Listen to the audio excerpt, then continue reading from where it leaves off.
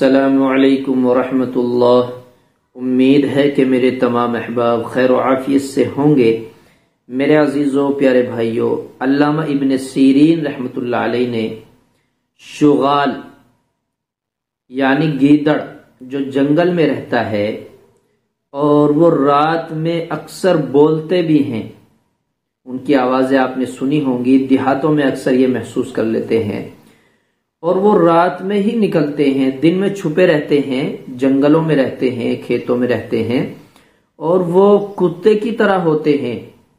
آپ کے یہاں کیا بولتے ہوں گے وہ آپ جانتے ہیں، تو شغال کہتے ہیں، ہمارے یہاں اس کو گیدڑ بولتے ہیں۔ علامہ ابن سیرین رحمۃ اللہ علیہ نے اس کی تعبیر بیان فرمائی ہے کہ اگر کسی شخص نے خواب میں گیدڑ دیکھا اور وہ گیدڑ کی طلب میں ہے، گیدڑ کی تلاش میں ہے، گیدڑ کو ڈھونڈ رہا ہے اور وہ پھر رہا ہے کہ کہیں گیدڑ مل جائے،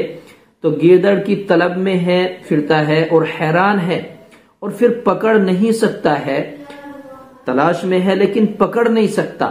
پکڑنا نہیں پایا، بہت کوشش کی، اس کے ہاتھ نہ آیا، تو اس کی دلیل یہ ہے کہ وہ بیمار ہوگا۔ اسی طرح اگر دیکھے کہ گیدڑ اس کے ساتھ کھیلتا ہے، اس کو دوست سمجھتا ہے، جس طرح ہم گھر میں کتے پال لیتے ہیں اسی طرح گیدڑ اس کے ساتھ کھیل رہا ہے، دلیل ہے کہ کسی عورت پر عاشق ہوگا، کسی عورت پر فریفتہ ہوگا، اس سے محبت کرے گا۔ اور اگر دیکھے کہ گیدڑ کا گوشت کھاتا ہے، گیدڑ کا گوشت بنایا اور گوشت کھاتا ہے، دلیل ہے کہ بیمار ہوگا اور پھر شفا بھی پائے گا، بیمار تو ہوگا لیکن شفا بھی پائے گا۔ اگر قرض دار ہے تو اس کا قرض ادا ہوگا، اور اگر گیدڑ کے بال اور چمڑا اور ہڈی